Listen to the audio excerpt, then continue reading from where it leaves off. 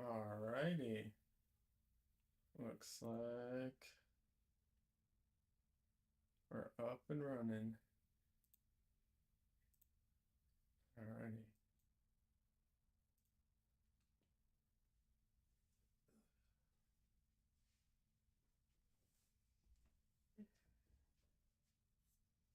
Yep. All right.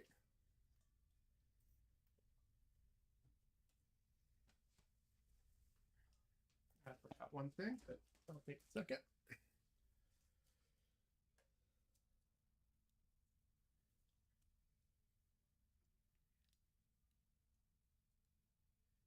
I need a more flexible cable for this. Damn, this cable's sturdy. All right. Well, can wait. Anyways, all right. I think this needs to move a little. No, like this. Okay. Yeah, I think that works. All right, here we go. Cool. Well, welcome everybody. When everybody gets here, or anybody's watching this later. Still feeling slightly under the weather, but better. So hopefully the worst is behind me at this point.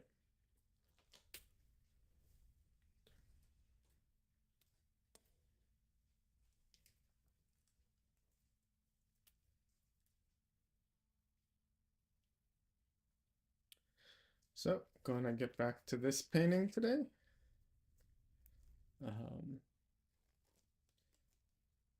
I'm really just going to be following the lines I made last time and kind of finishing up that process. Let's see if any of it's wet. I doubt it, but you never know.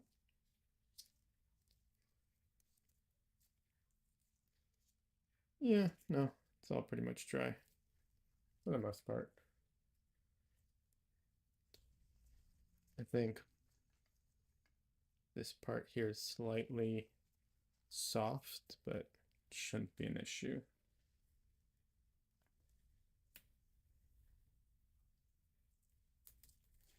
I'm having some problems with my, what's it called?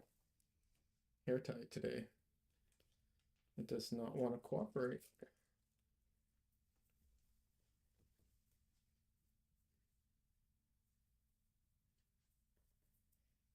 And I'm trying to avoid my hair getting, in the paint. So, see if this one does better. So to start, I'm just going to oil out using Oleogel, which is my preferred oiling out substance. And like last time, I'm going to stick mostly to the figure unless I decide, like if I suddenly decide to work in the background, I can always oil out before starting to work in the background.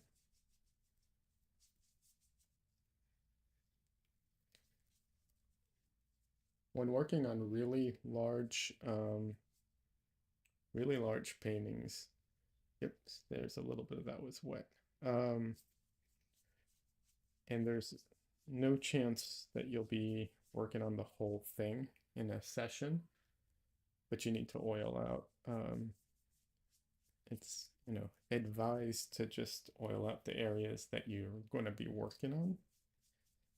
But at the same time, I understand not wanting to be limited by like what you happen to oil out. But yeah, when I was working on a large painting, there's no way. I did a 30 by 40 painting and there's no way I was going to oil out the whole thing every single time.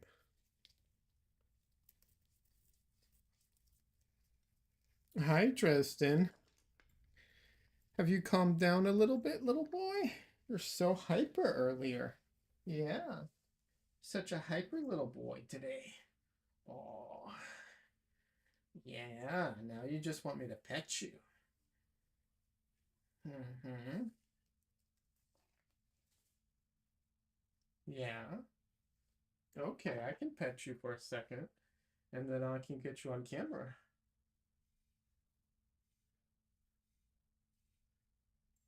I know this is great viewing content at the moment, where I'm not even on screen, but what can you do? Sometimes the cat needs some attention.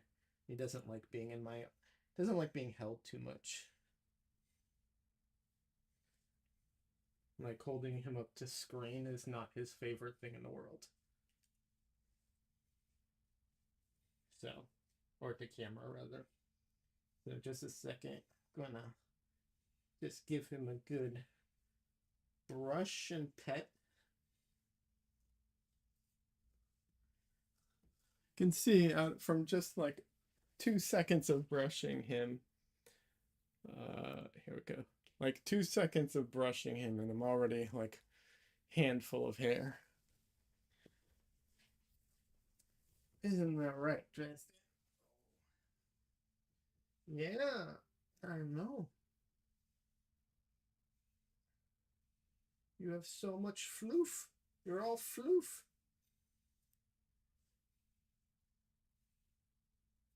Yeah, you're all floof. You're such a floofy boy.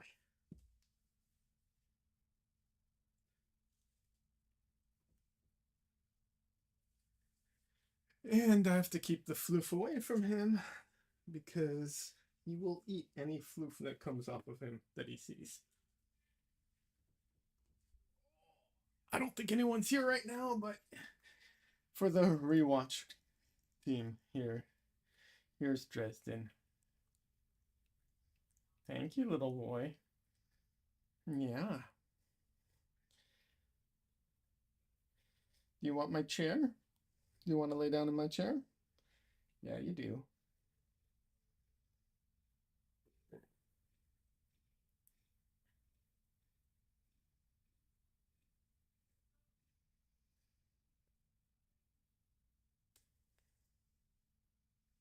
All right. Here you go.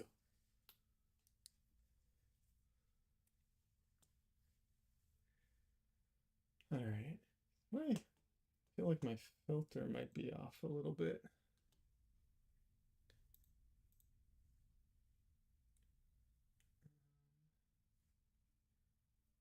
All right, that's on. Okay. All right.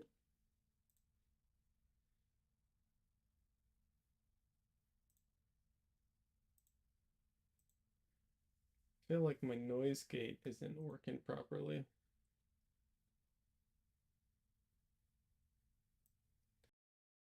Bump that up just a little bit.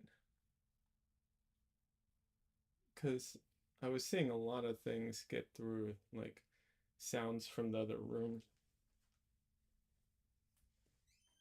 Michelle's watching TV in the other room, which is fine. I just don't want it on my stream. Little boy. There you go. All right. There we go.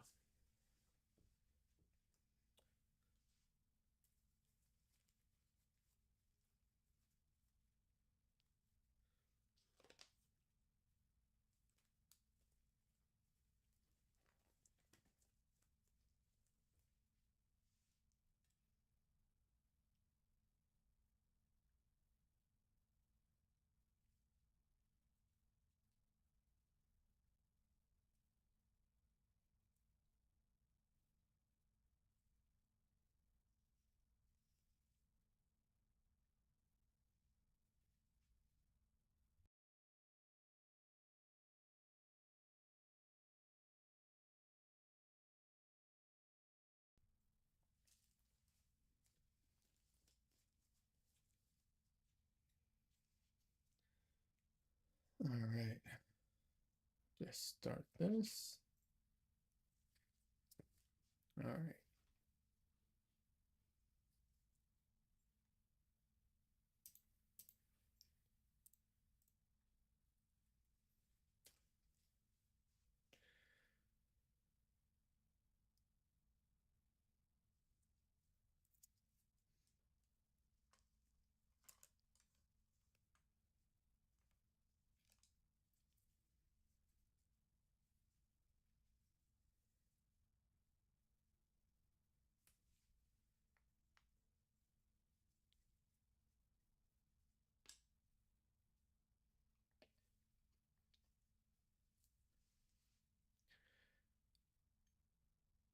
So I just found out that the company Natural Pigments, they make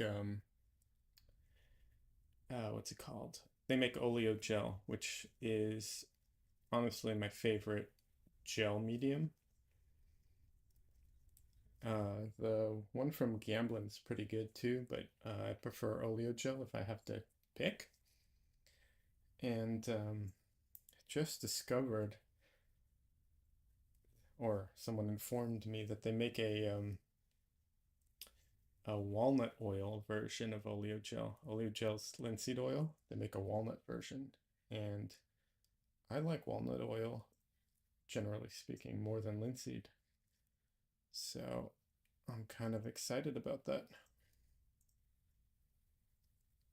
It's supposed to slow down drying time too, which I'm all in favor of.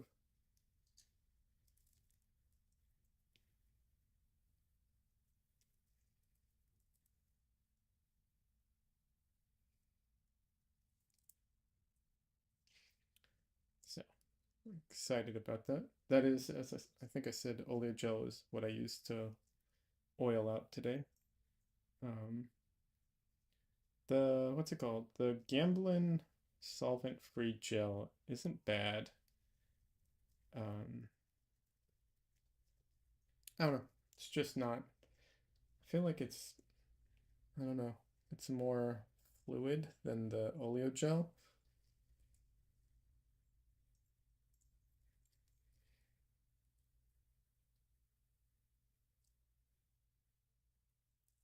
It's not a huge difference, but you know, we all get our preferences.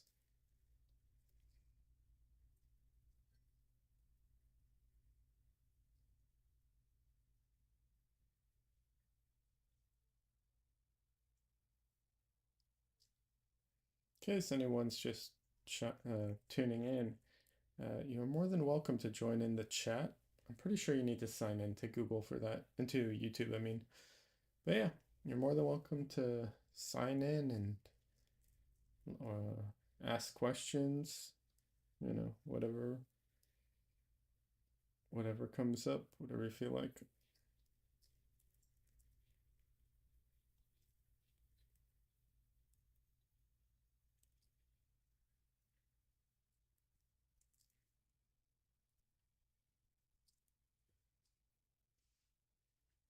I'm really excited. I found this guy on Instagram. He's also on TikTok. He does he has some stuff about like color theory, things like that. Some of it's all like science based.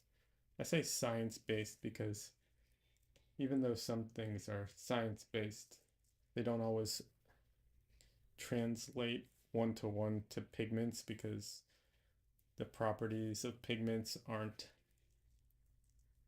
you know, it's complicated. Like chemistry starts getting into it a little bit sometimes. So, but yeah, I'm really interested in his stuff, and I'm going to try and reach out to him um, because I would love to talk to him uh, about my palette and creating a palette.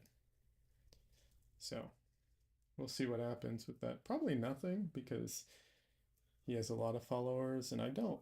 But you never know. Never know. But I'm excited to try.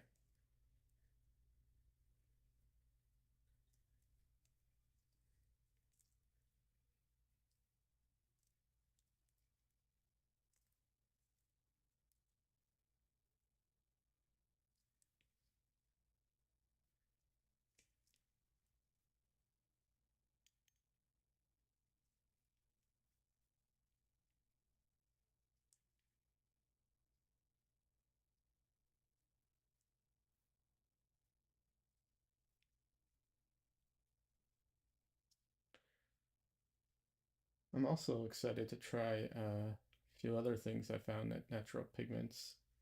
Um, they have a impasto medium. I'm tempted to try. I have an impasto medium from a different brand and it's like glue. I don't know how you're supposed to use it. This one seems a little better. Um, but yeah, I think it might be fun for the final stage of a painting to go in with some really thick, thick paint and, you know, have some fun with that.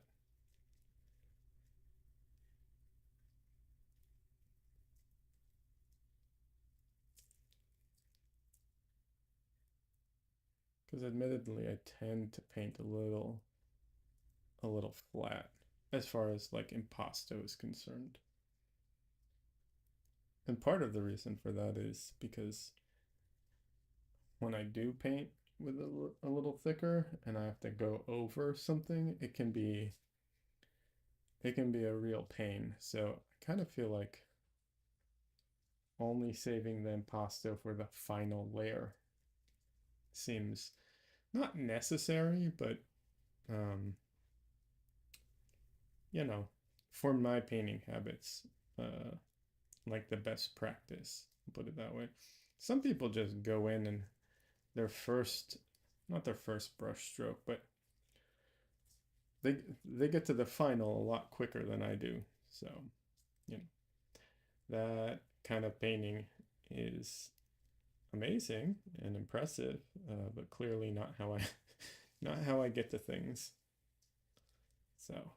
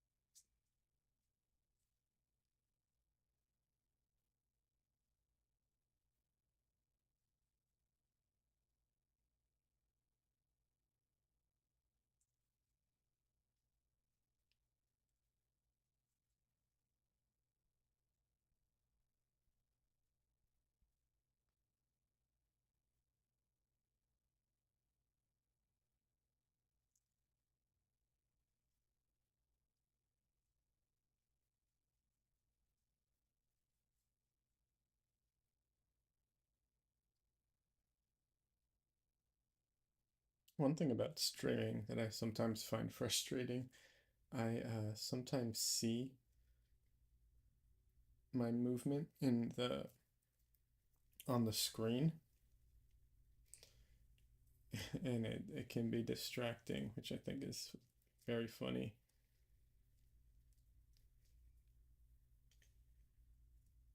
Because I'm getting distracted by seeing my own hand move, but you know, because it's far away, it doesn't feel like it's my hand, or at least not out of the corner of my eye. It doesn't. Anyways, I think it's funny.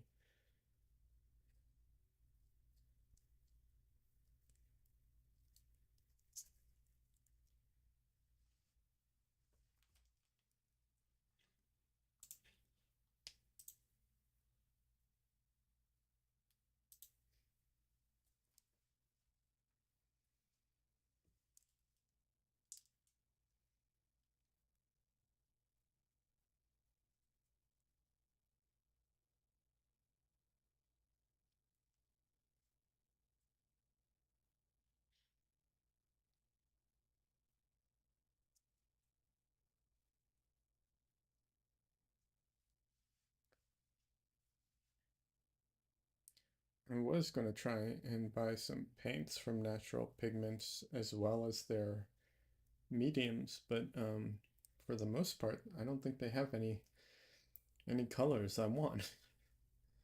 um, I have to double check. There might be something. There might be something there, but they tend towards the more like you know, traditional uh, side of things, and my colors are not that. So,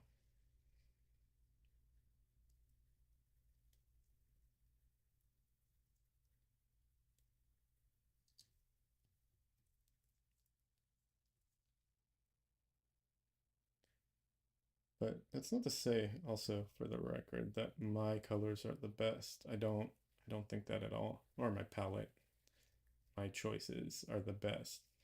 I think they're the best for me. And even that is debatable sometimes. Um, so yeah.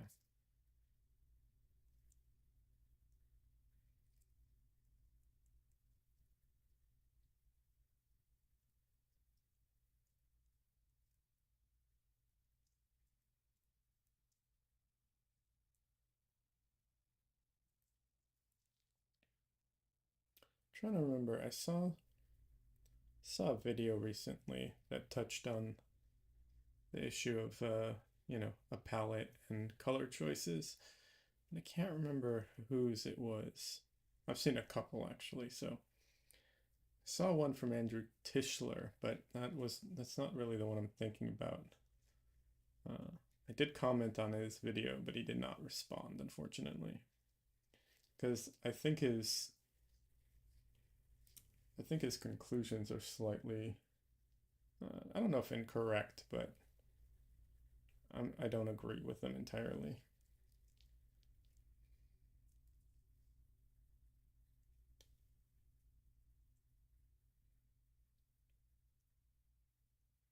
Because he's a big fan of what is it? Um, like a cyan, like cobalt, turquoise, or something like that, which is as close as you can get to like a cyan. And he's also a fan of magenta, and because he's trying to make like a CMYK palette, and I understand where he's coming from, but I think he is incorrect about some of it. Because I think what's it called?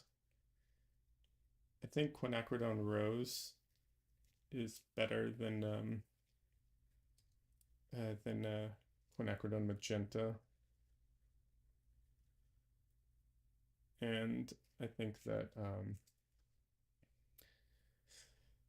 phthalo blue is better than what's it called?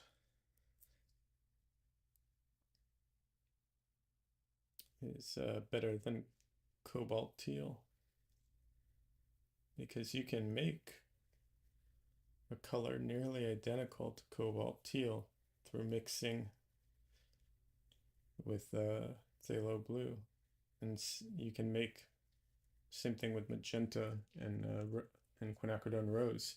Basically, mix quinacridone magenta with quinacridone rose, but you can't go the opposite direction. So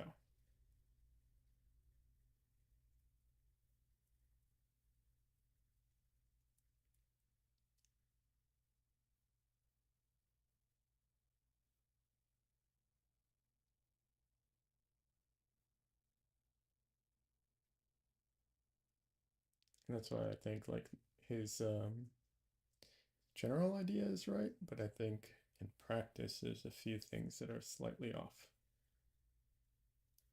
Of course, you know, that's my opinion and from my experience.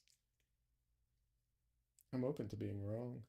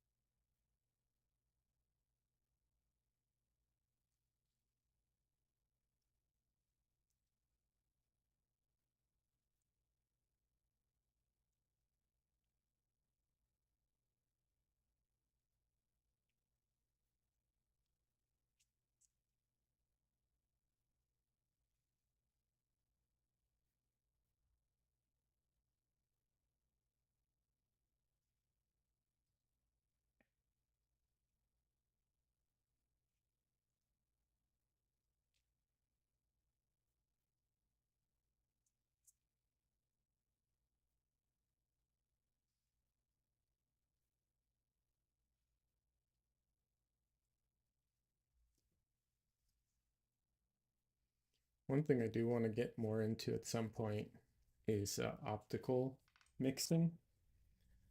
I I find that very interesting, but don't want to, what's it called? Don't want to get into pointillism necessarily, but I would love to include optical mixing more in my painting.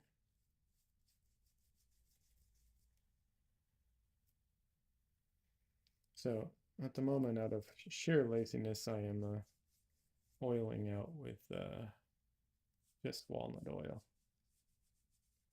because I have a container of walnut oil to dip my brushes in, and oleo gel is in a closed paint tube. So, you know.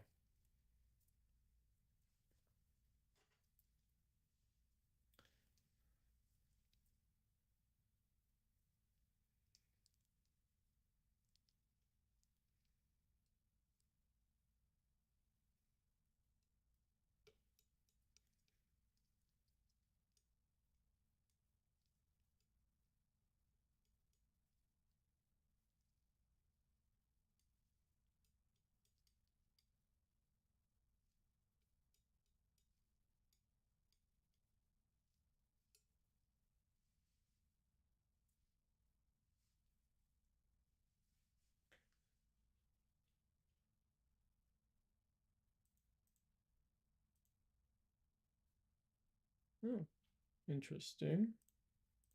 Not what I expected. Huh. Okay then.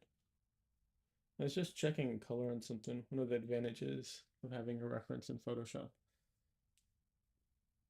You can always, you know, use the tool to do certain things. So yeah.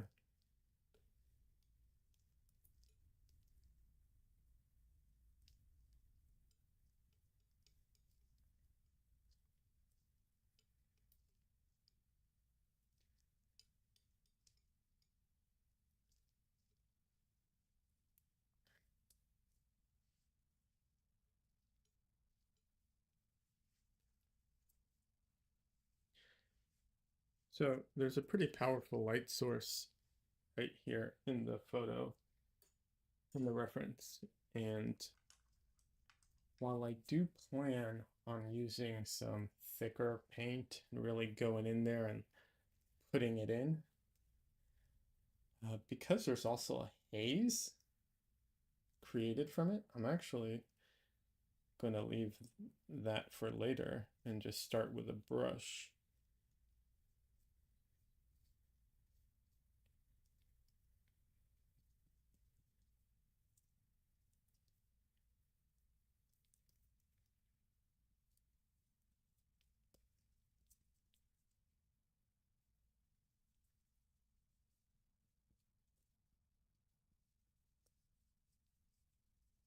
And I don't mind it getting slightly dirty because, like I said, at the end, the like thick, bright impasto will come in. Maybe not today, but in general, yeah, it will.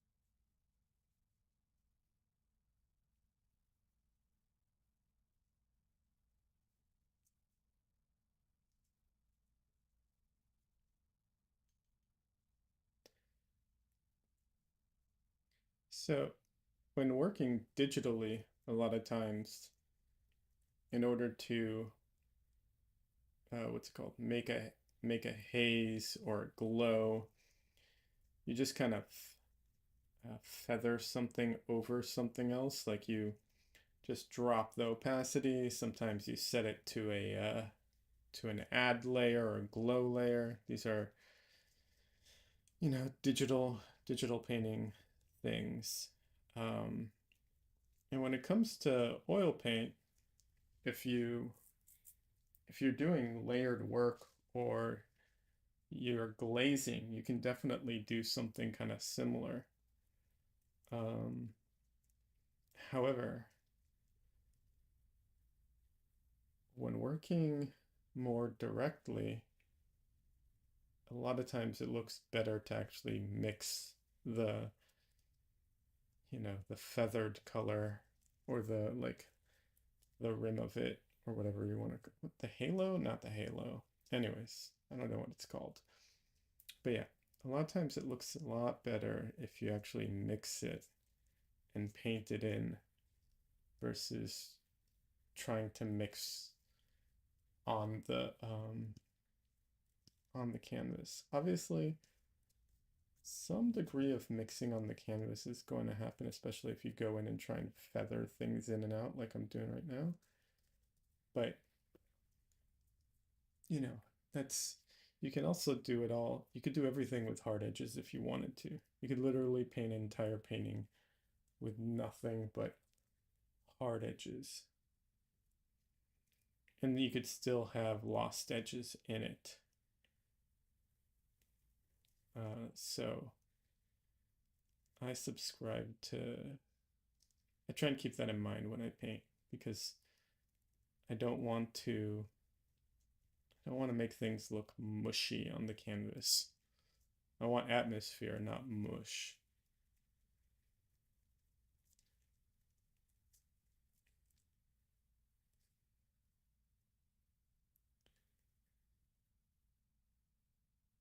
Yeah, it's going to be way too dark.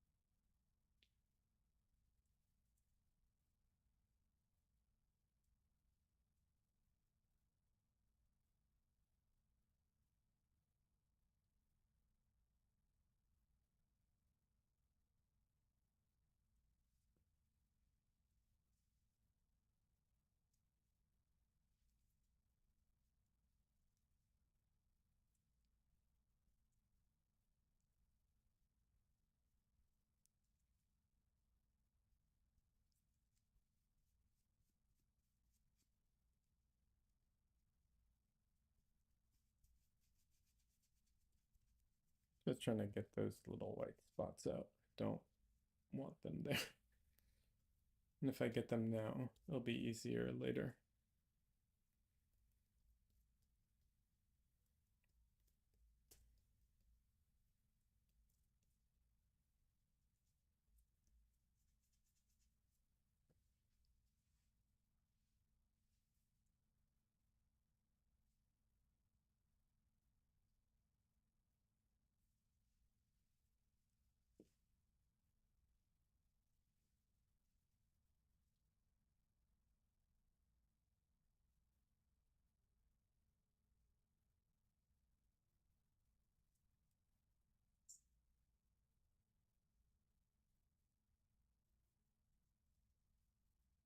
But yeah,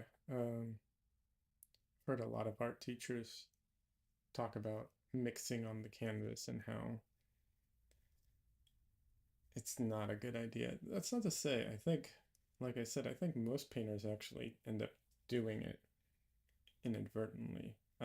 But especially for beginners, I think it's better to mix on the palette because you end up, when you mix on the canvas, you end up a lot of times with mud.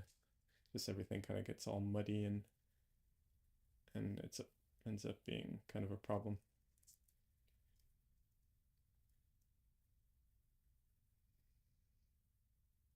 like I said, it's I don't think that's a hard rule of like never mix on the canvas type of thing.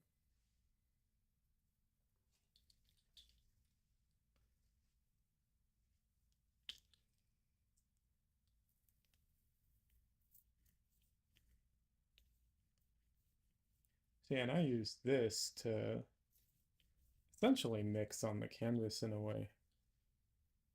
And it ends up doing a lot of like evening out of color because it, just smushes everything together and it also destroys a lot of edges, which is often what I want it to do. So that's why I brought it out right now.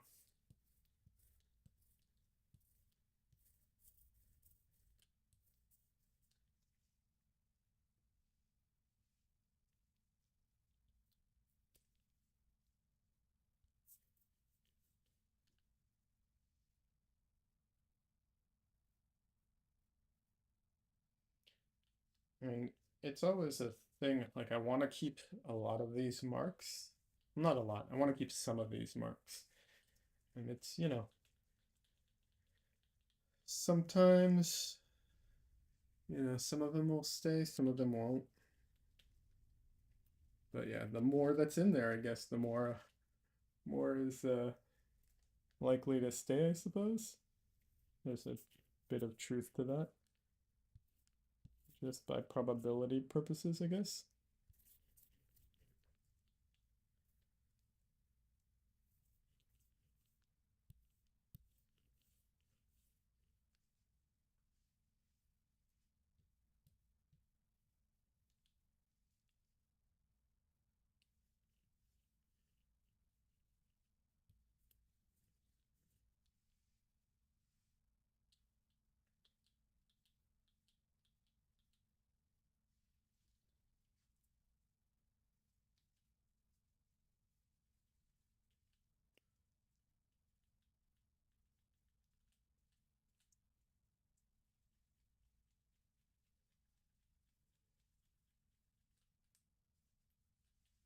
By the way, if anyone's watching and you're not in chat, you're welcome to log in and chat on, ask questions, whatever. I know most people know that, but never hurts to mention it.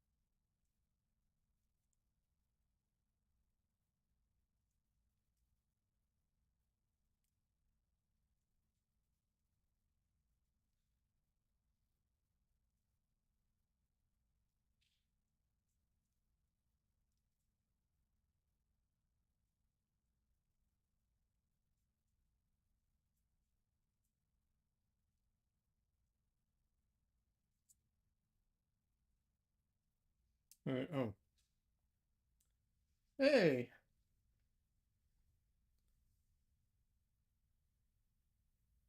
Hey Javi, hey Leod, when you use the roller, how do you determine the orientation of the marks? Uh, I mean, I'll admit it, there's a bit of arbitrariness to it. Generally speaking, I know that the roller is going to take some of the marks with it, right? So if I roll from top to bottom, I know that some of this paint's going to end up down there. So that's kind of what determines, like, if I want, if I want like a light streak going down, I'll go down. If I want to bring some of the dark up, I'll go up. If I want to cover some of this area, then I'll go from here to here or from here to here, that type of thing. And technically, you can go. You don't have, I don't have to stick to up and down. Um, I usually do, but not always. Sometimes can go on the diagonal as well. So yeah, that's mostly how I determine it. I think of where I want the paint I'm going to cover to go to.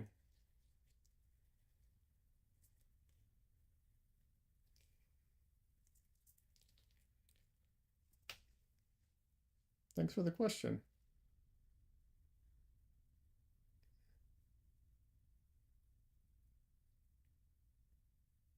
How are you doing today?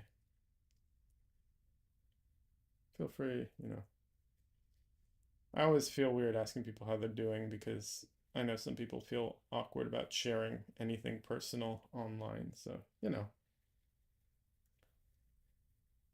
Thanks. I appreciate it.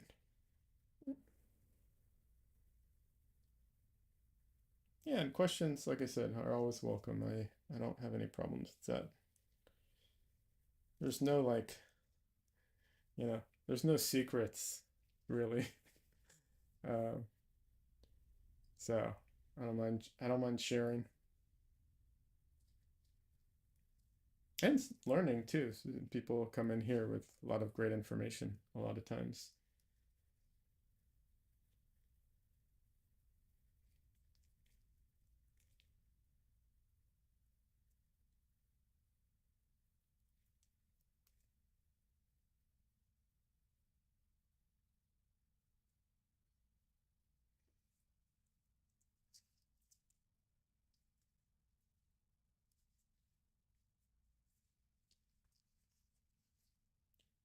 Yeah, I need to get a bigger roller. I have one, but I discovered that I prefer the softer rollers versus the harder rollers. Um, so I only have a small soft roller, so I'm going to be picking up a larger one soon.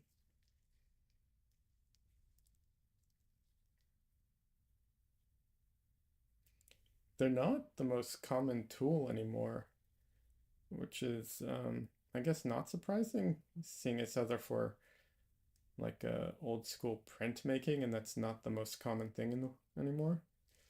But yeah, they're not the most common.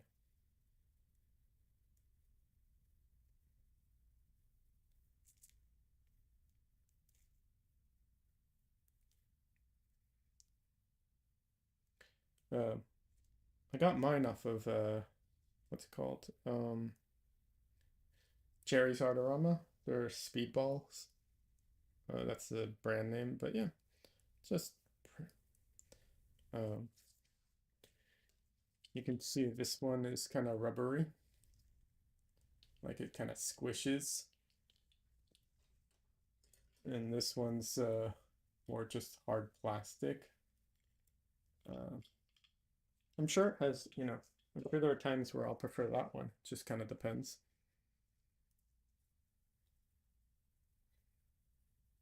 But so far, I prefer the other one.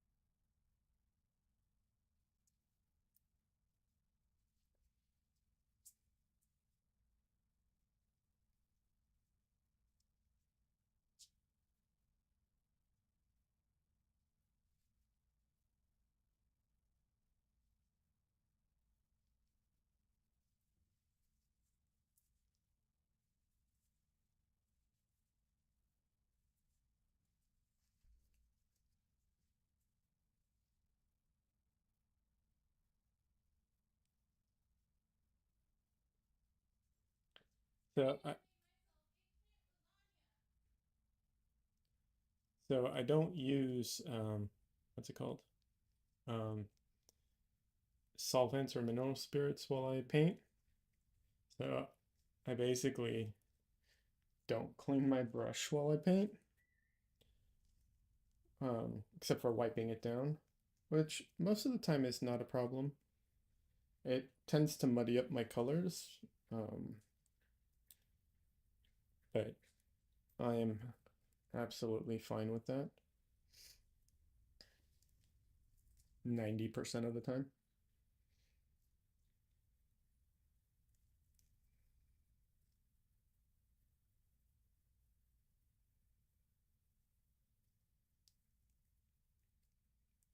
When I need very, very clean colors, I will I'll clean my brush with some oil or grab a new brush. Or use there's always brush alternatives too, like what's it called?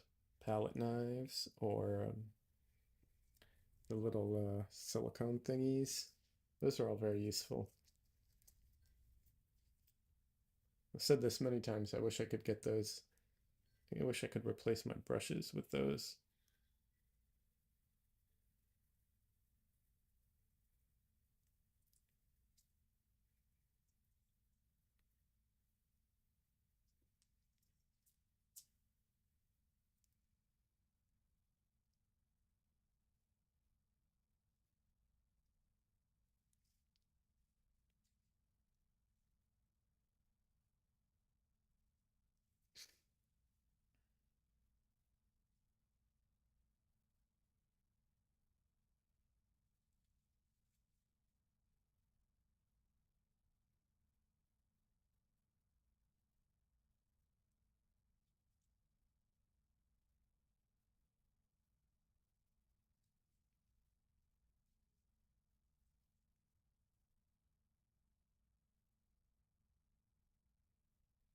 Unfortunately, I cannot get the kind of control I want out of those, though.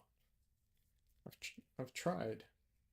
I can sometimes replace a brush with them, but I just cannot get the same nuance and control out of them.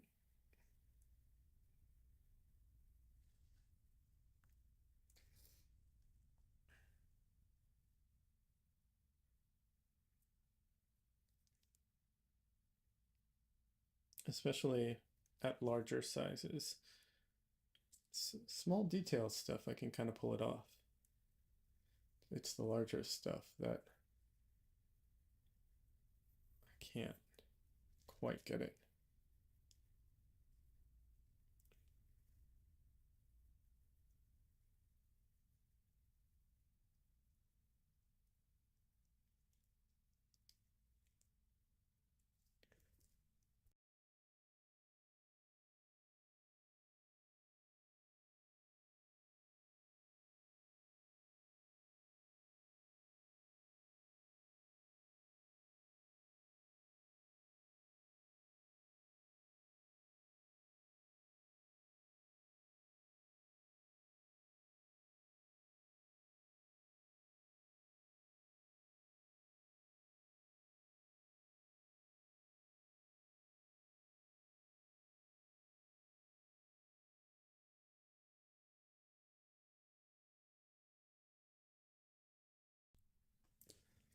I'm just waiting for the day when I blow my nose and then end up with something on my face that I don't realize is there. I know it's coming at some point.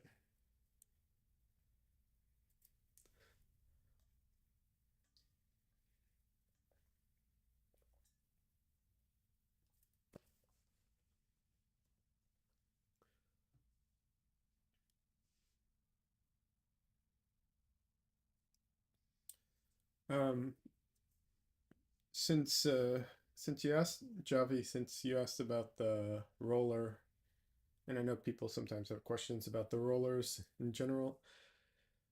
Something worth mentioning is that um, when you're using it, if you have thick paint, it leaves a texture behind. which is, you know, fine, uh, unless unless you don't want it there. So it's something to keep in mind if you use it on earlier layers and then plan on painting over it. You might make your life very difficult. I know I have on occasion. So that's something to be aware of. I mean, same thing applies to using what's called palette knives. You know, if you like stick your palette knife on and pull it up, it can leave a weird texture. And theoretically, anything can't. But yeah, just something to be aware of, especially like I said in earlier stages. If you want to cover it up, you know, and you left a mark on a delicate spot over the eye or something, and it dried. Yeah, that can be annoying. Depend Depending on what you're painting on, you can scrape it off. So there is that. Hey, Fluff Pie, welcome. How you doing?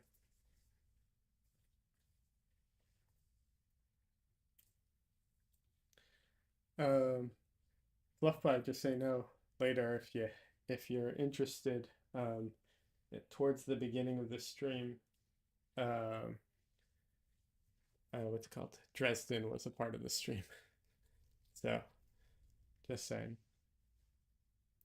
How's the painting going? It's going all right. Um, you know, I was sick and I'm still a little sick. I'm recovering, feeling a lot better, but I'm not gonna push myself too hard today. Um, yeah.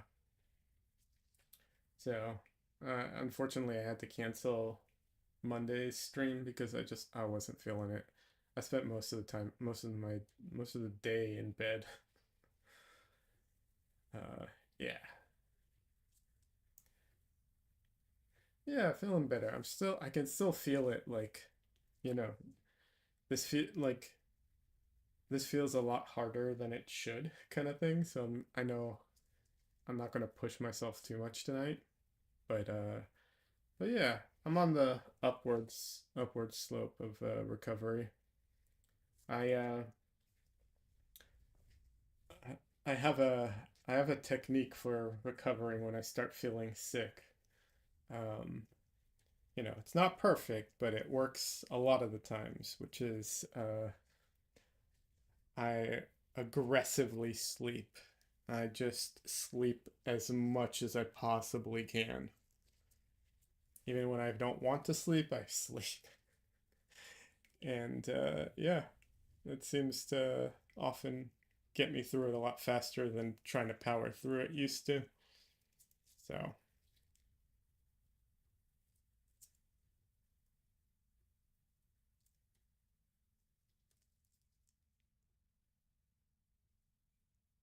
how are you doing, Fluff Pie?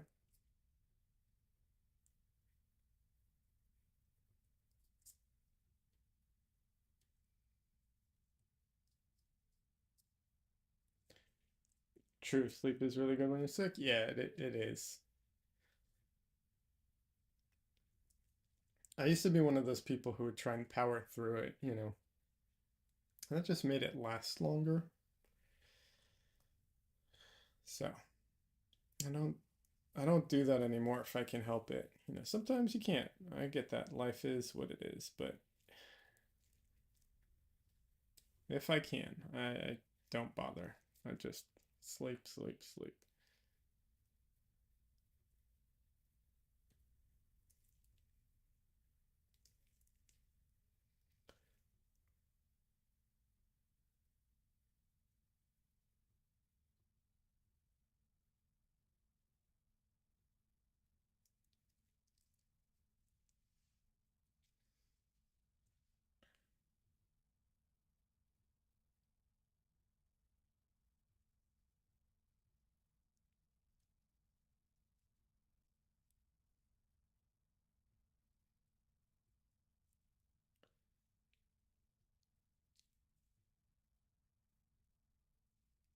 All right.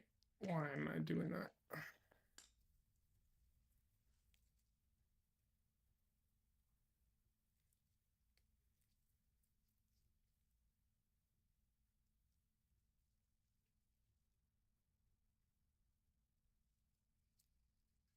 Remind me, Fluffby, you paint digitally, correct? Do you also paint with watercolor?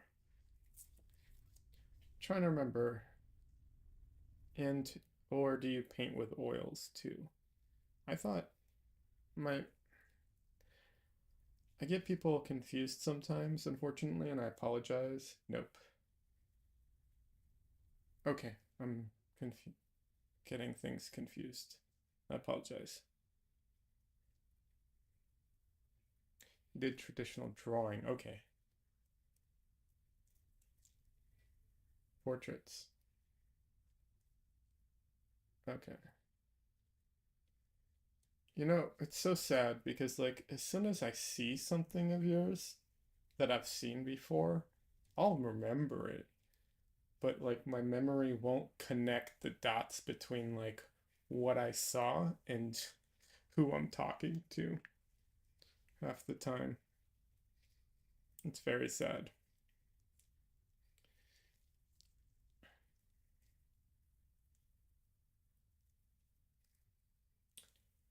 Have you been participating in the what is it? Draw Together podcast? Hey Leah, welcome. How are you doing? Good to see you.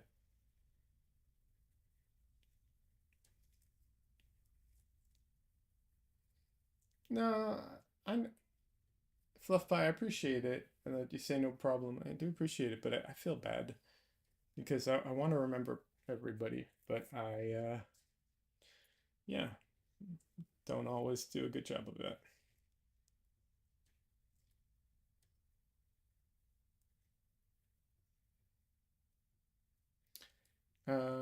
You haven't been drawing for a while? Okay. Well, um, that's fair. It is a fun. Have you seen that podcast?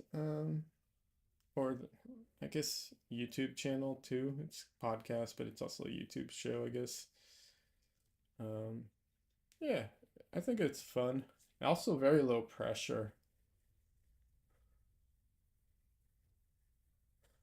Please don't feel bad. We're a lot of people, can't remember all of us. Yeah, no. I'll be honest. I think it has more to do with the fact that I'm like I meet a lot of the people on here, or on Discord or whatever. It's all text based, and I'm like horrible with text for the most part. So I think the connections just are wonky. There are some people.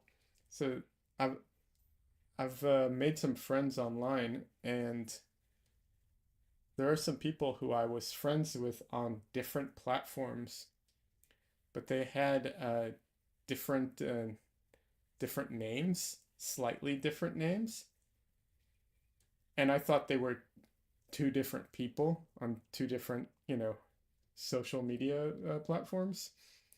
Um, yeah, that happened to me in the past. That was awkward.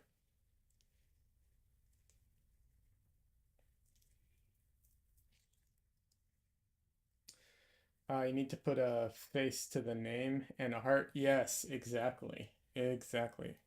Usually, when I have those three things together, I'm pretty good at remembering people. Although, Michelle will also, Michelle can tell you stories. She tells me things that she's going to meet with people, and she's like, "Oh, I'm going to go get together with so and so," and I have no idea who she's talking about. She's like, the guy with the, whatever it was when we met him, and I'm like, "Oh, why didn't you say so?" Every time. That's happened so many times. She gets so annoyed with me.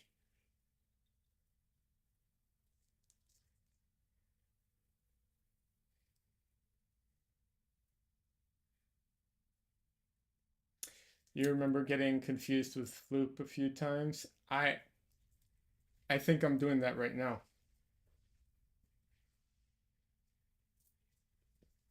I think part of my brain's doing that right now too.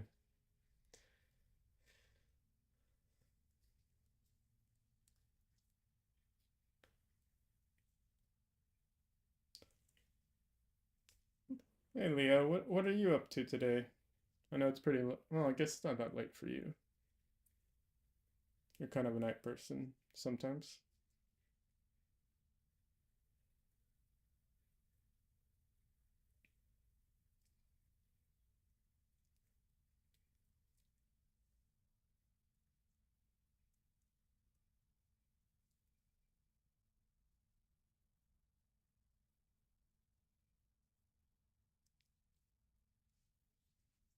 Yeah, fluff pie.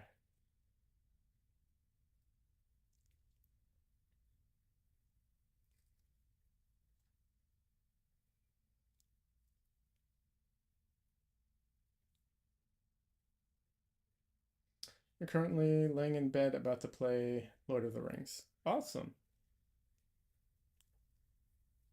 Sounds like fun. I am probably going to buy a new game soon. You have now a PC you can use for it. Nice. Yeah, I know I've talked about buying a new PC. I don't know who that's I might try and hold off till Christmas because then I can get a better deal. Um, because like what's it called? I want to play. Oh, what's that game? Oh my God. Uh, it's the new like robot game from Soft. I can't remember the name of it right now. Armor Core 6. That's it. Armor Core 6. I can't play it on my PC. So even though I want to play it, I can't. The game I'm looking to buy is Lies of P. Um, it has a much lower minimum requirements, so my PC should be able to run it at low settings. I'm not going to get the full, you know, full thing out of it, but I'll get the game. So yeah, that's the one I'm thinking of getting. Uh, I've been playing what's it called? I played Dark Souls 3 and I beat that. And I'm playing Dark Souls 1 right now, and I'm not 100% loving it. Let's be honest. It's a bit on the frustrating side. Not just because it's hard. Like I know it has a reputation as a hard game, but it's also kind of clunky. Like you can definitely tell as time went on how much they tightened things up over the different games. So,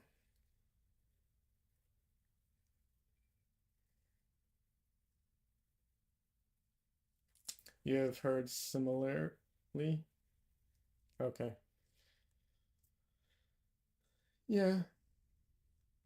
Um, I don't know. We'll see. I still plan on finishing it just out of sheer stubbornness, but I'm going to go through it kind of slowly. I think I can't just like play it for, hours or anything like that. Like it just becomes too frustrating and annoying, and I end up wanting to just, quit.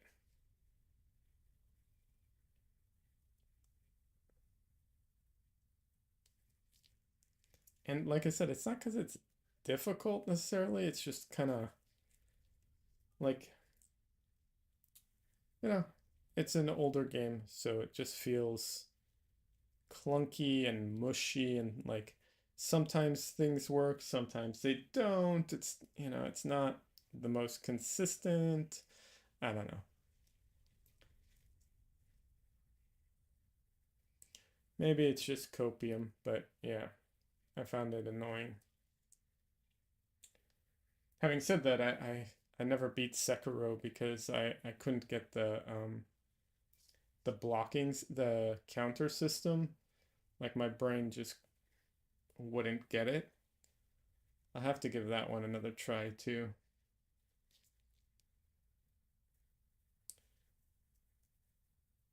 I just don't really do a lot of what's it called? Counter, not counter. Oh my god. Um, there's a word for it. Anyways, don't do a lot of that in my game when I play Elden Ring. I do more dodging and stuff, but maybe I have to change my playstyle to fit the different games.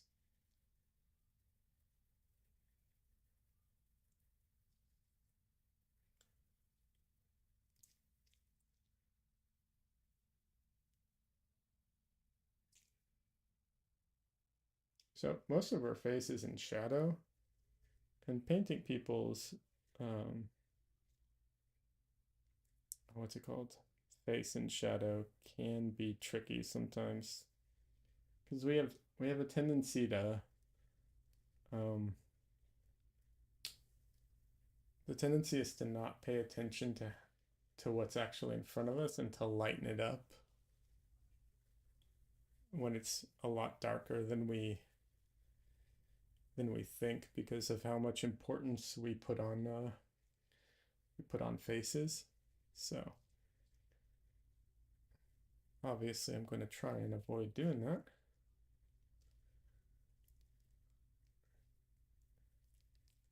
Having said that, there's a ton of fill light happening in this one too, so it's dark, but like it's not like super shadow, like heavy shadows.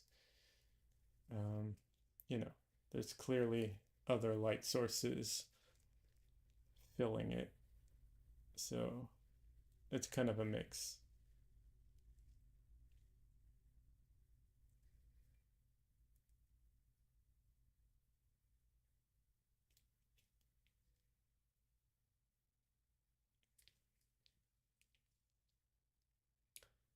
And there's a few other effects happening, like there's a bit of light bleed happening, which is causing like everything to kind of haze out a little bit. Or maybe, yeah, light bleed? Yeah, light bleed. I think that's the right term for it. Light bleed. Light leak is in cameras specifically.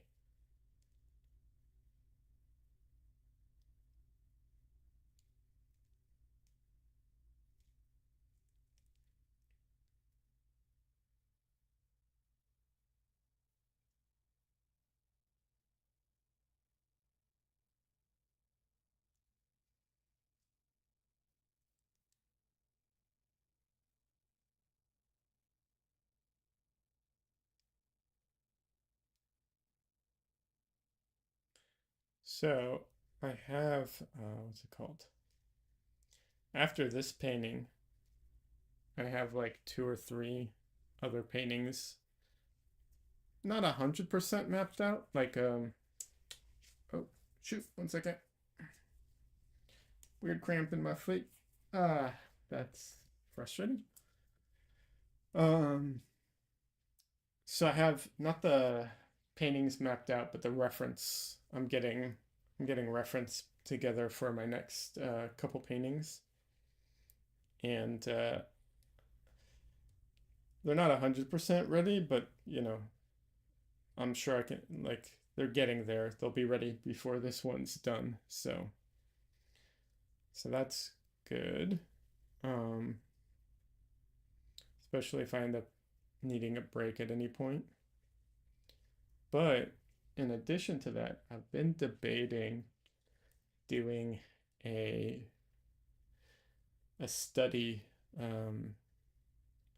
maybe just for stream, in what's it called?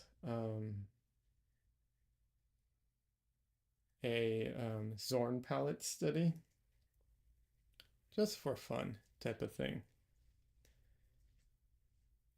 Anyone who's not familiar with the Zorn palette, it is a very limited palette. Zorn isn't even the only one to. I don't think he's even the one to create it, but it's attributed to him regardless.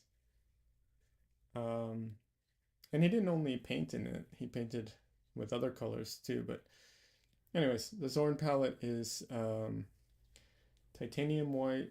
Although I think he used technically, he may have used lead white, given when the time he was alive. I don't know. I'll have to check that.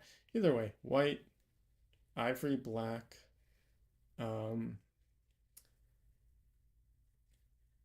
yellow ochre, and I think it's Viridian red, but most people use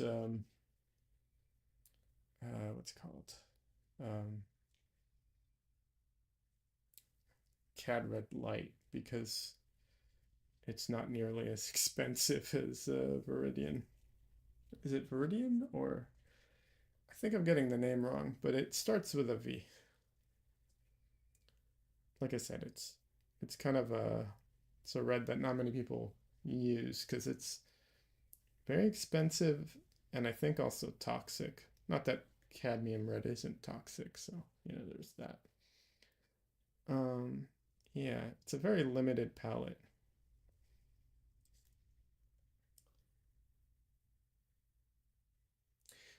Having said that, there's a few what's it called? Historical inaccuracies when people try and use that palette today. So I'm not entirely sure how to compensate for that. So what I mean is, I think the red doesn't make a huge difference. But my understanding is that the yellow ochre does. And I don't have the type of yellow ochre that you're supposed to use. And then also, there's also the, what's it called? Ivory black. So the reason ivory black is called ivory black is because it used to be made from ivory. Now ivory black is made from bone char. So I won't actually, I won't buy it ever on principle. But I have a little bit of a tube someone left me. So I have that. But ivory, my understanding is ivory black was much cooler than current ivory black is. So I feel like those inaccuracies, inconsistencies are going to mess it up a bit. So we'll see.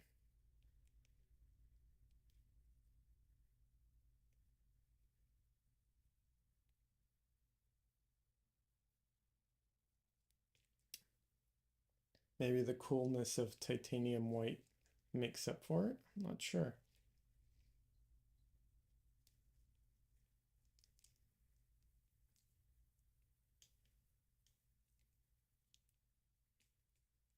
But yeah, it's a super limited palette, and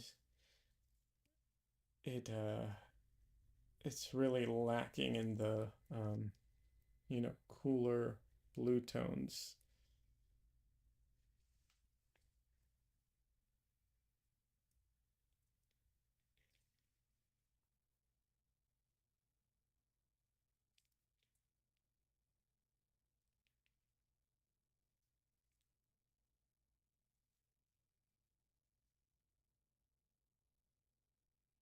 Which personally I think I kind of lean into a little bit. Like I go for the cooler reds and the cooler blues, and I don't know.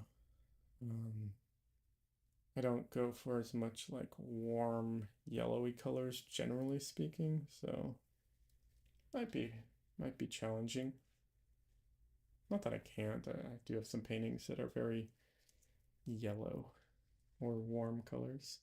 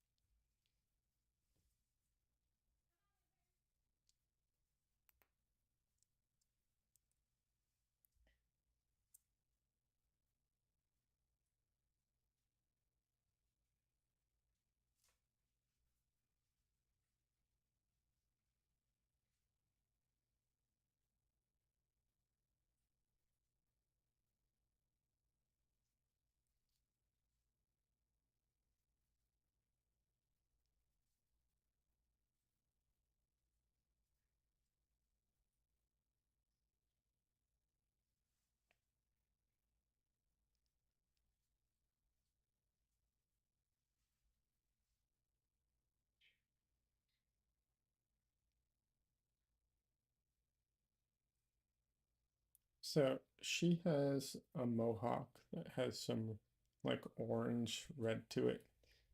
It's not going to stay this, um, what's it called? This saturated because it's not like that in the reference. And it's definitely, uh, I feel like too saturated like this. But I'm going to put this down now as a base. And later, when I put the less saturated, more light color over it, hopefully this will give it that glow that's happening from the light from behind.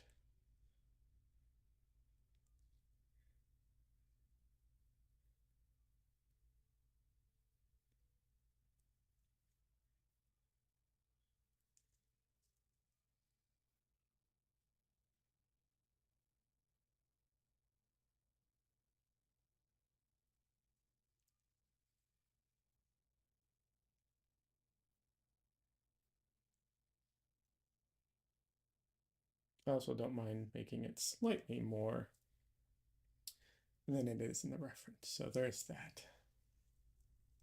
After all, a reference is meant to be, you know, a starting off point in a lot of ways, not something you're trying to copy. Unless that's what you want to do, which is fine.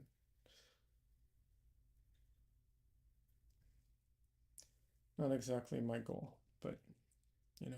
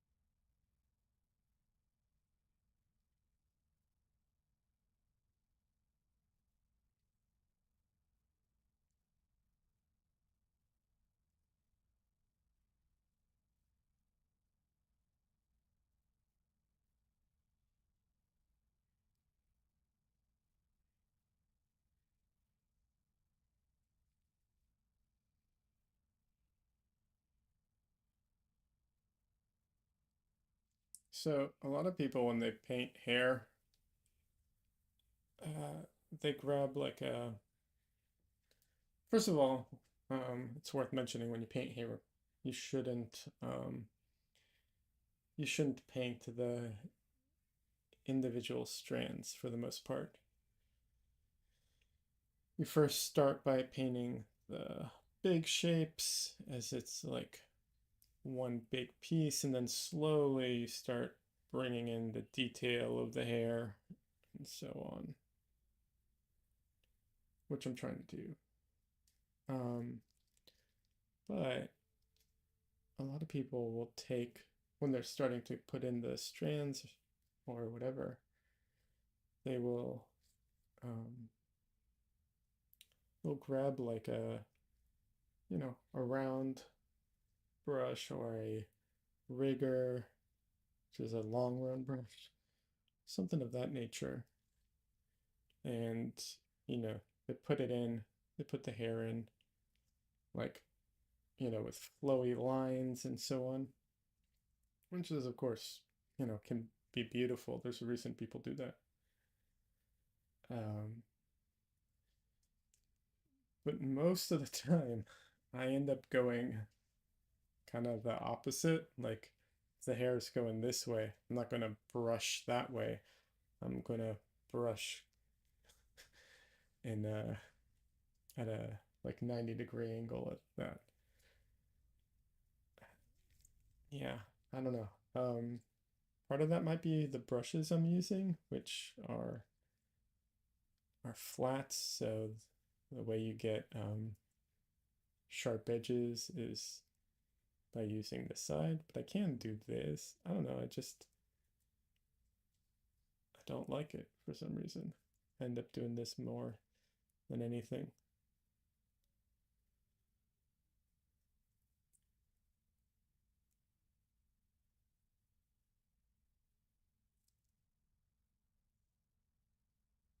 I think if I remember correctly, there's an artist I remember seeing who did something like this, but he did it with inks. He was inking something, so it was like black and white, and he did the hair all kind of like the wrong direction, and I was just like, wow, that just looks so. He's able to pull it off and made it look so good.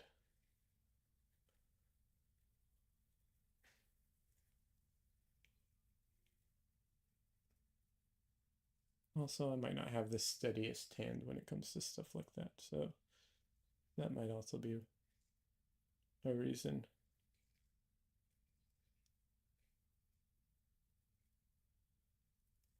Anyways.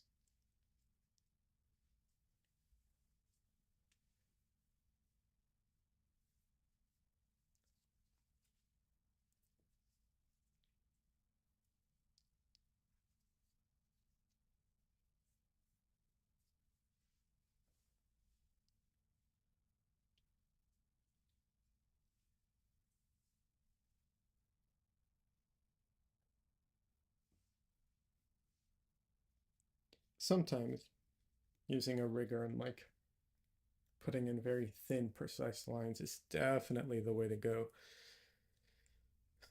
And I definitely feel the lack of skill. I don't even know. Yeah, I guess skill for some of that sometimes. Especially like this. Right now, I'm doing like a necklace. And yeah, if I could just do it in one single stroke, that would be amazing.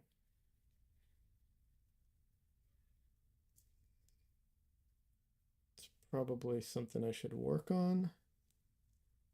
However, if I say that and I don't work on it, it's usually a sign that it's not that important to me. Because if it was, I'd work on it.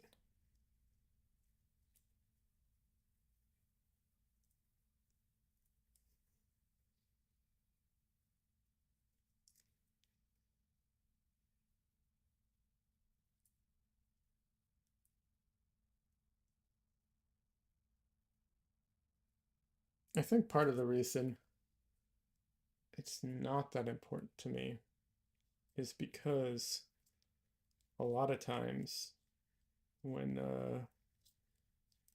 when dealing with this stuff, I if you were to take like a rigger and just put it over everything and just put in that line, it would look um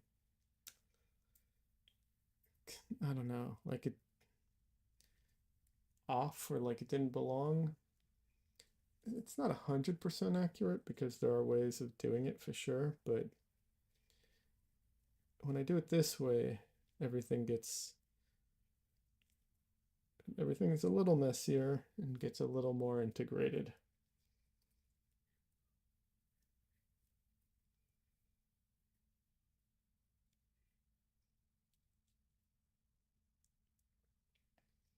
also it allows me to put in like parts of the line darker and parts lighter, um, which when you put it in a single stroke with a rigger, you can't do that.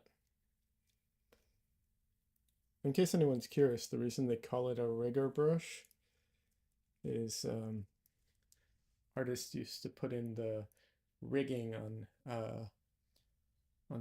boats and stuff like that in paintings with that. That's where the name comes from.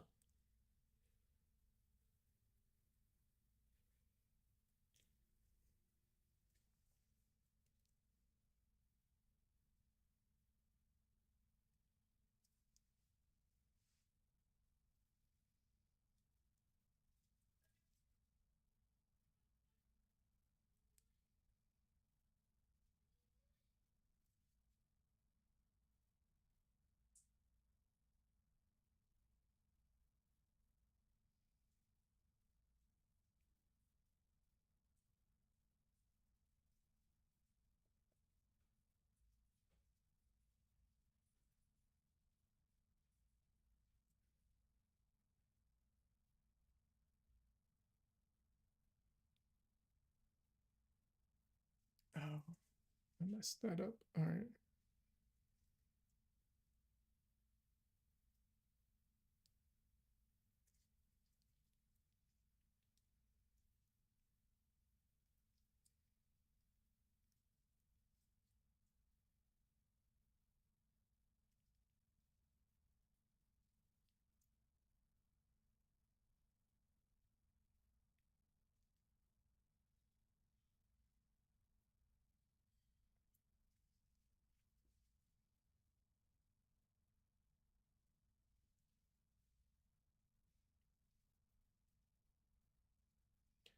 I've seen these videos online of people who do pinstriping, which is very similar to like, you know, painting with a rigger brush. Some of the pinstripers use a more of a dagger brush than a rigger brush, but you know, concepts and function is very similar.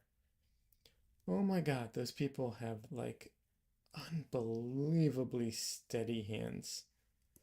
It's astonishing.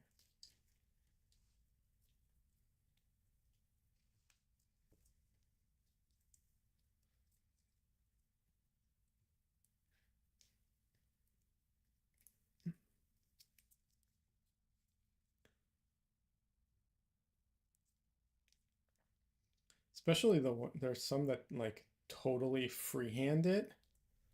Oh my god. It's absolutely insane.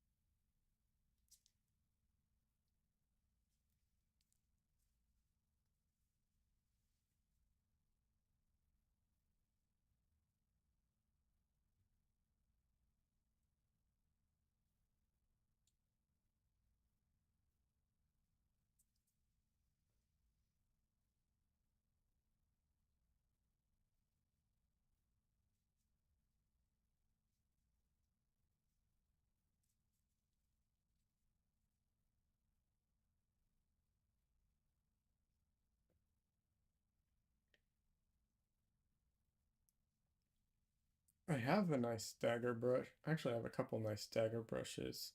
Only problem with them is they're nice. They're only nice if I what's it called? If I want to like really thin my paint down a lot. Otherwise, they're not so nice. Because my they're not, I don't think they're really for oil paints, or if they are, you have to make them very soft. Very, very soft. So yeah.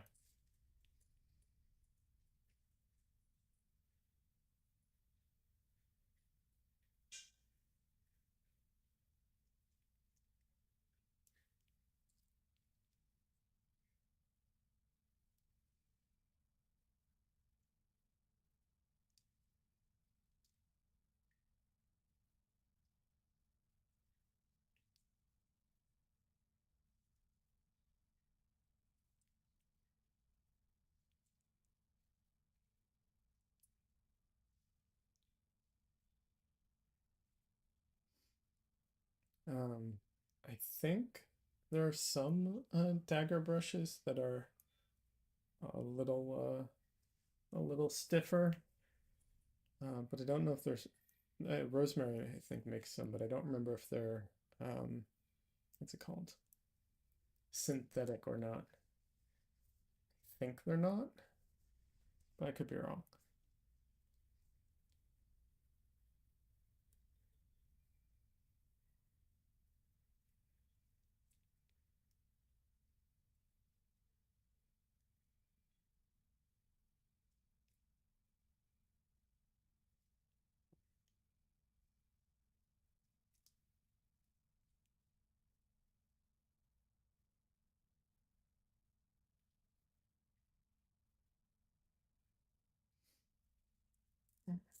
I know Andrew Titchler likes them a lot.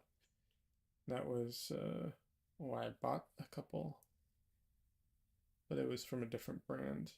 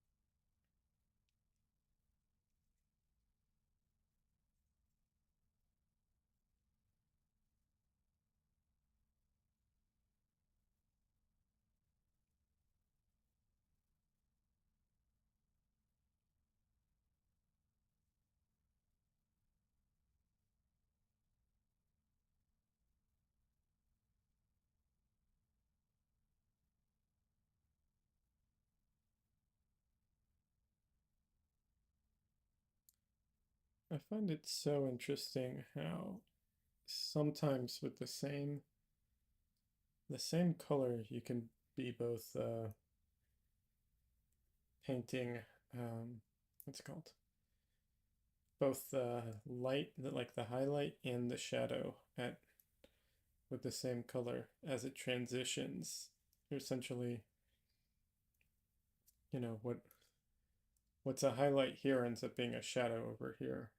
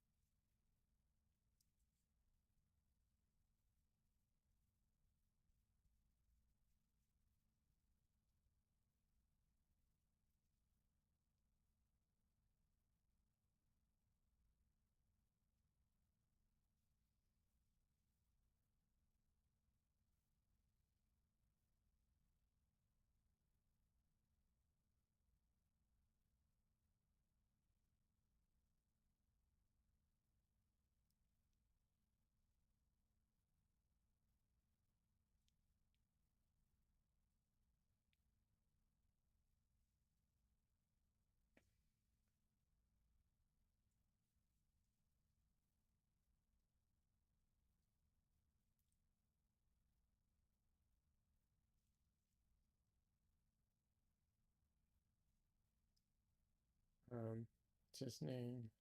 Oh, James Gurney. That's his name. James Gurney has an interesting exercise for getting color, getting values, or for like strengthening your ability to get the values right. And it's like a what's the word I'm looking for? It's like a checkerboard that goes over that curves. So like a checkerboard pattern wrapped around a cup or something. I'm getting it slightly wrong. I don't remember the exact details of it. But you have to do all the squares as they go through it, and they change values, and it's very very challenging. If I remember correctly, there's also like parts of it that are smooth, so you have to do like a smooth transition and the stepped transition, something like that. I don't know. I've never tried it. It looked very challenging. Also a bit on the boring side. I mean, it's just an exercise to improve skills, which can be boring sometimes. I used to do a ton of stuff like that when I was in art school. Did all kinds of stuff like that.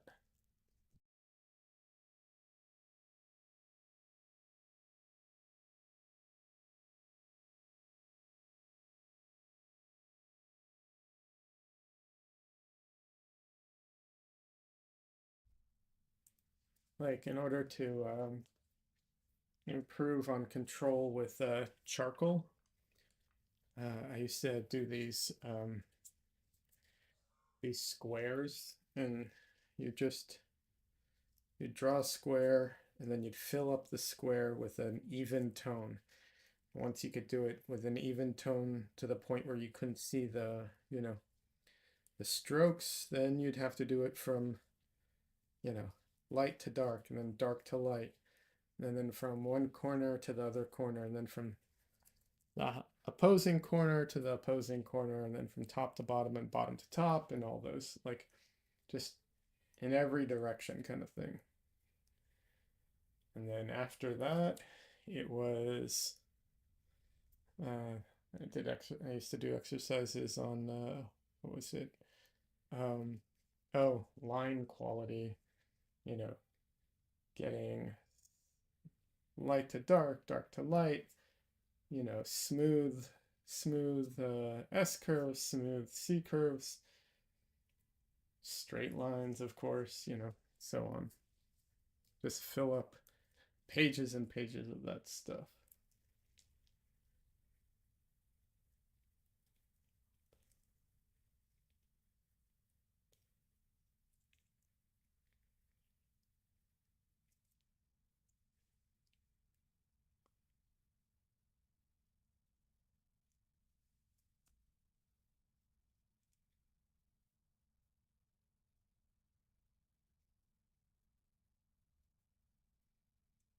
Still have some of that stuff in storage, I think.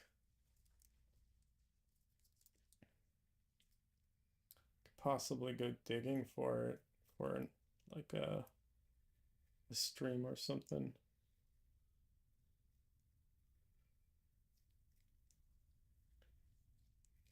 I remember years ago, um, I was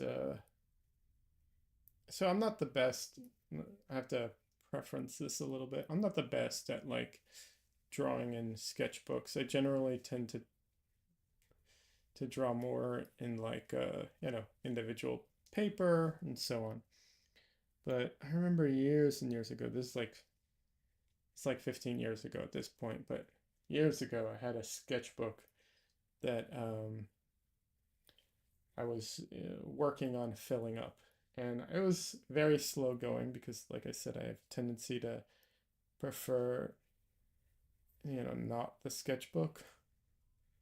Um, Plus, I think, anyways, doesn't matter. It was taking me forever to do. And I'd it was funny because I had felt like I'd stagnated a lot in my skills at the time, and it was really interesting because I looked through the sketchbook, and like I said, it'd taken me a long time, so I actually had drawings in there from I think 3 years prior. Like that's how far back that sketchbook went. And oh my God, the amount of improvement I had made was ridiculous. And I couldn't see it until I started going back and looking at older work. But like in my head, I could not, like, I felt like I had stagnated for the last like 3 years. And then when I went back and looked, I could see how much I'd actually improved.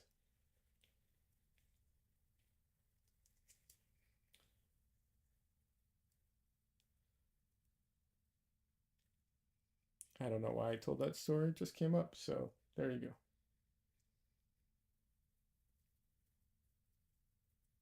Oh, I think it was because I was talking about all the like exercises I used to do. Because yeah, in art school I did all kinds of exercises constantly.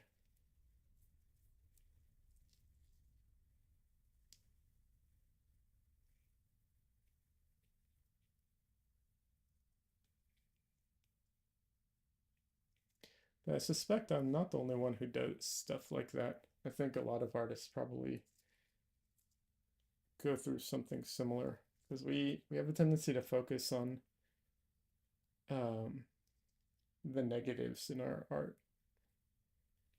And there's also another interesting aspect, which is the better you get, um, the better you get at seeing all the faults in your work. So it can often feel like you're actually getting worse, even though you're actually improving.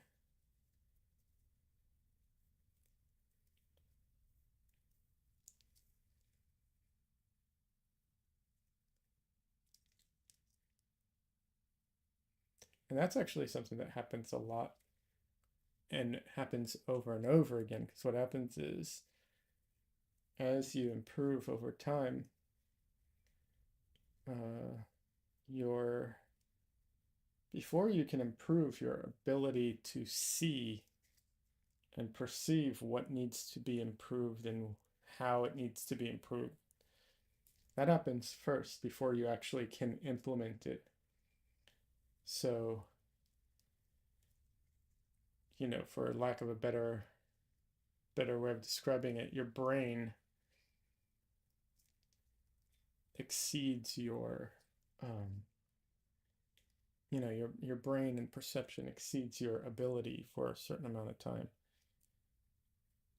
And so it can feel like you've actually gotten worse because now you can see something that you couldn't see previously.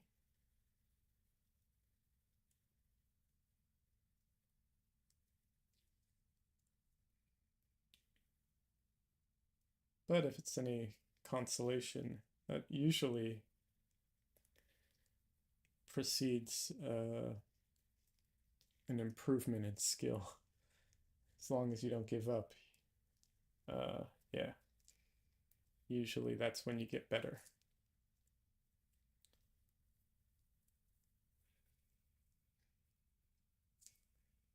The sad thing is as you get better, the the jumps as you improve get smaller and smaller, uh, which is a little sad.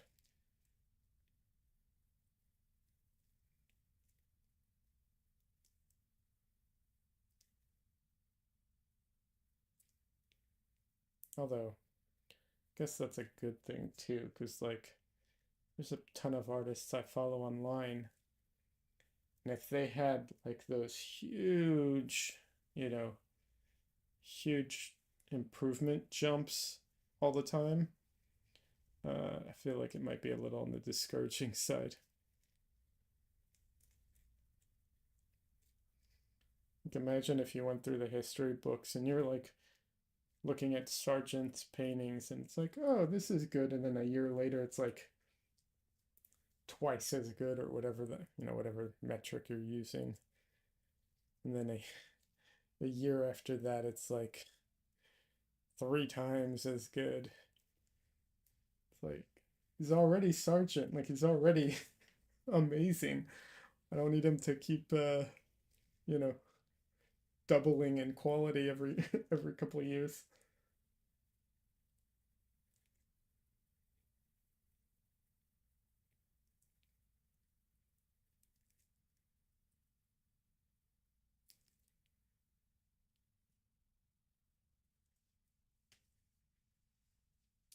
All right. So, been streaming for an hour and 50 minutes. I am going to keep it on the shorter side today. Still recovering. So, I'm going to start saying my goodbyes now. Okay. I try and do this early because sometimes people chime in at the last moment and then, you know, um, there's that delay with the streaming. So, I'm going to start saying my goodbyes now and say thank you to everyone who stopped by. Thank you for hanging out. Leah, Fluff Pie, Javi, thank you so much for stopping by. Anyone who's watching and isn't in the chat, thank you. I appreciate it.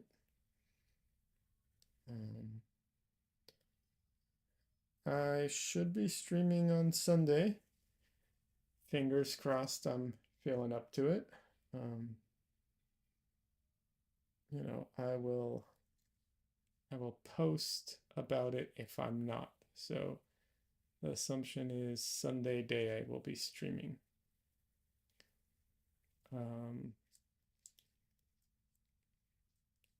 Hopefully I can finish up this painting on Sunday. That might be a little ambitious, although I don't know. Maybe by finish I mean like get it to 80% or 90%. There is some amount of like finishing touches I feel like I really struggle to do while filming, just because like I want to get right up in there and get very close. Hey Donley, thanks for chiming in. Hey Joanne, thank you for stopping by. Yeah, health first for sure. I'm feeling better. It's just I can a little tired. Like I can feel that I'm fading faster than I normally would be. So Don Leo, by the way, streamer friend of mine. He streams on Twitch. He does digital art. Check him out. Yeah, but yeah, Joanne, thanks for stopping by. Same thing, Don Lee. I appreciate it. Sorry I missed your stream the other day. Like I said, I've been mostly just trying to recover and sleep a lot when I'm not actually at work because I haven't taken any sick days off. So I've been lucky. It's been light days, so I've been able to manage it. But yeah. So yeah, I'll be ending it in like 7 minutes or so. But yeah, hopefully Sunday I can finish this off. Like I said, maybe 80%. Maybe not 100%, but close to finishing it off. In and out, thank you for being here and sharing. Absolutely. And you're, like I've said, welcome to ask questions, chat, whatever. Also, people are welcome to ask questions in the comments after the fact if they want. You can comment in the YouTube video. I try and answer those as well. Yeah, Donley, it's been a couple days of just not feeling feeling great. It's not horrible, you know. I'm uh I'm alive. It's not, you know, I'm not dying or anything. Just been trying to rest and sleep through it mostly when I can. So yeah.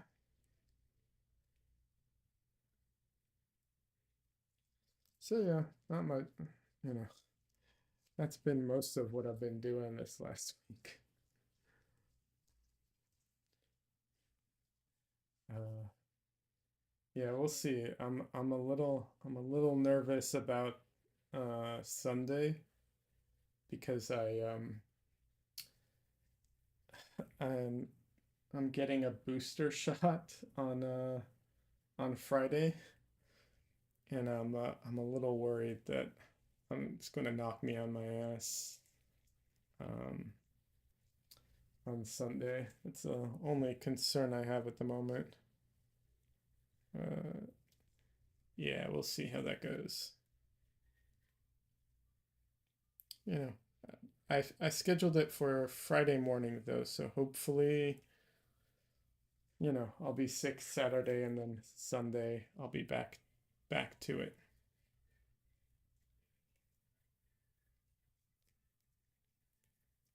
I'm also doing like a bunch of other shots at the same time, so we'll see. We'll see how it goes. Uh, Boosters can steal your boost for a bit. Oh, they totally can. I've had like fevers and stuff with them in the past, so we'll see. But it usually doesn't last that long, you know. So fingers crossed that it won't last more than 24, you know, won't last 48 hours or whatever. I'm also getting my flu shot and my uh, Tdap. A friend of ours is having a kid, so there's some. I didn't know this. Apparently, when someone has a kid, um, if you want to go visit them and you want to get some shots for, so you don't give the kid whooping cough, I think it is, and a few other things. So things you learn as an adult, you know, it's crazy. I didn't know that though. Yeah. I'm sure a lot of people, even non-adults, know that, but you know, as as an only child mostly, uh, that wasn't something I was aware of.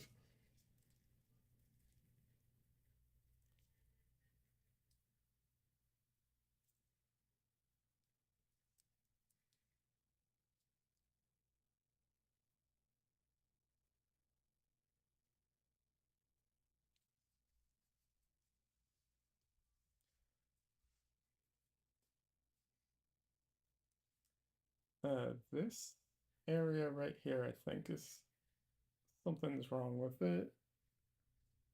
Actually, I think this whole area. It's not major. It's just like some of the lines are going to need to move slightly, slight adjustments.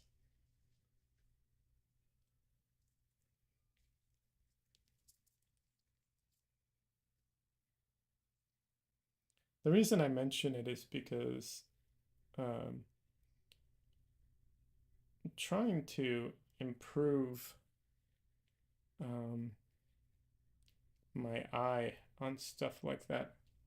So when I mention it, I can catalog it, and then when I go to check it, I'll have a better comparison of what's wrong. I think this line needs to go out to here. I think it's going to be like this.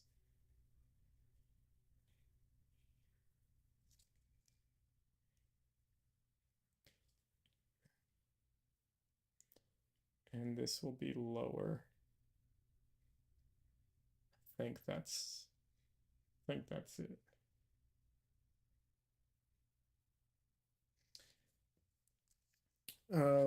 Whooping cough. I thought that was one of the baby shots. Yeah, but I think it's I think what happens is at a certain age, it takes a while before they can get it, I think. Let's see. Donley says I didn't know about getting protection against whooping cough either. Gotta keep that in mind. Yeah, I think it's when they're like very newborn. Like if you go see them after a couple months, I think they usually get those shots by then, but when they're like brand new, um, so it's like whooping cough and tetanus and something else. I can't remember what else. But yeah, apparently it's like a thing you're supposed to do, which, it's not a bad thing to do. Also, by the way, everybody, remember to keep up on your tetanus shot. Just saying, you don't want to look up what tetanus is like. I made that mistake. Yeah, no, you don't want that. Just saying, just get the shot every. It's like every 10 years or less. Yeah. Yeah. I've never had it. I've had the shot. I've never had it, obviously, but I looked it up once. Doesn't look fun. Does not look fun. Anyways, ending on a better note. I think it's coming along pretty well. Like I said, I'm going to cover a lot of this is going to get covered eventually, but the bright orange will be less. But yeah, um, yeah, I think it's coming along pretty good. We'll see. Like I said, hopefully I can get it. The goal is 80% done on stream, 80 to 90. The last 10% I might have to finish on my own. Because I feel like, let's see, where's the camera? Right here. I feel like this doesn't make for great viewing, you know. Just saying. Anyways. Oh, before I go, we'll finish up with a crowd pleaser. Hi, Justin. Oh, baby boy. Oh, you were asleep on my chair? Yeah. But I can't sit on my chair if you're asleep on my chair. That's how that works. Oh, he's such a sleepy boy. This is payback for waking me up in the mornings. Yeah, because you're a little butt in the morning, aren't you? Yeah. Wakes me up in the morning so I can feed him.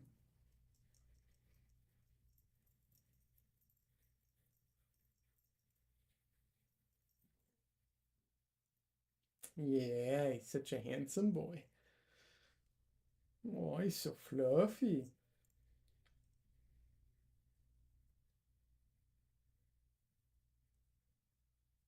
The star, yep, the star has arrived. I swear to God, I would have so many viewers if I could just have him on camera all the time. Isn't that right? Isn't that right? All right, I'll put you down, little boy. All right, everybody. Thank you so much for stopping by. I really appreciate it. I'll see you on Sunday if you can make it. And I hope everyone has a great week. Make sure you get plenty of your hairs into the painting, Dresden. Yeah. I just brushed him today, too. Oh, so much hair, so much hair. Anyways, have a good one, everybody.